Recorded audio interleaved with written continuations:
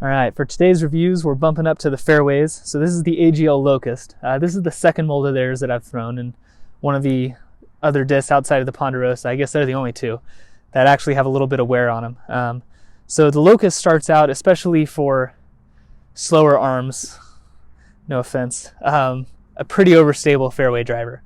And I will preface, all of these reviews are coming from someone who throws at least a little bit farther than the typical beginner. So expect all of these discs, if you throw somewhere between 200 to 300 feet, to fly a lot more overstable than they are for me.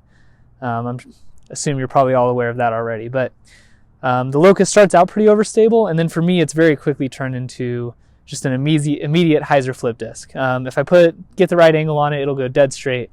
So it's a great shot for the woods, not necessarily the best for the Firebird type shots. So it's one that for me, its use has kind of changed as I've continued to use it, but definitely still flies great, flies far, and still has a spot in my bag. So throw some backhands, throw some forehands, and let's get into it.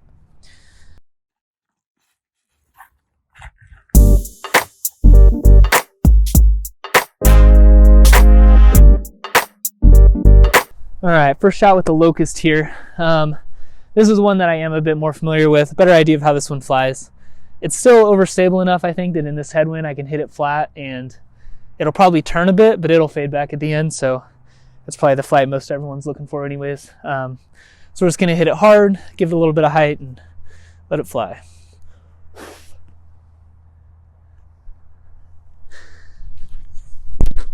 Oh. I'm still warming up, I'm sorry. All right, second shot with the Locust. This may be the first shot. The first shot was so bad that I may just cut it out, so we'll see. I wanted to hit it flat, and I ended up putting it on pretty much a roller angle. So this time I'm gonna actually try to throw a decent shot with it.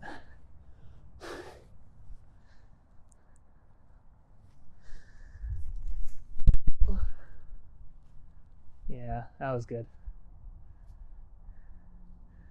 Yes, you can see, I don't know how well the camera caught that. Maybe I was too far right, but I put it on a pretty steep hyzer angle, and it still flipped up, turned a little bit.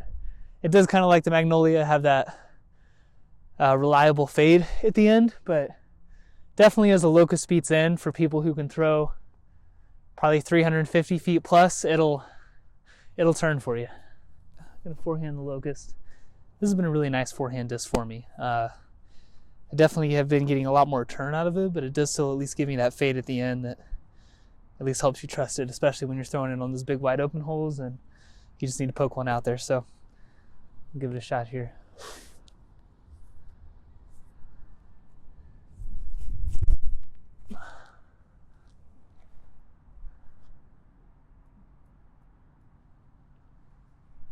It's definitely out there. It does, I think it's a 9-speed. It goes much farther than its flight numbers would suggest. Its flight numbers kind of resemble a Firebird, and Firebird I can throw max probably 350, 360 typically. That disc will definitely go farther. The understability helps, but at least as far as distance wise, I think it's probably comparable more so to my 10 and 11 speeds than a 9-speed. All right, I'm gonna throw the Locust about as hard as I can. Let's see how it handles it.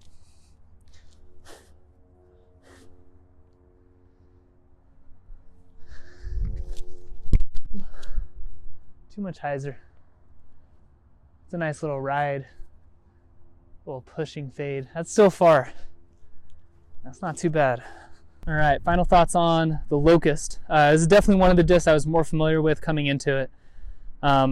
For lower rated players, not even lower rated players, people who don't throw as far, I would highly recommend this as your overstable disc. I know a lot of beginners see what people who throw farther are throwing, and they try to replicate that because they think those same discs will work for them, and they just don't. So if Firebirds are a bit too overstable for you, I think this is the go-to. Nor my phone ring there.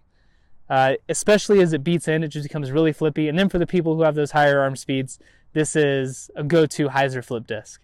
It still has that fade at the end, which I think all of us rely on, but it'll hold the turnover really nicely. The flight numbers may not be completely accurate, but I still love the way it flies. I would encourage everyone to try one of these. I think that this is one of those unique discs that regardless of what your arm speed is, it'll have a use for you.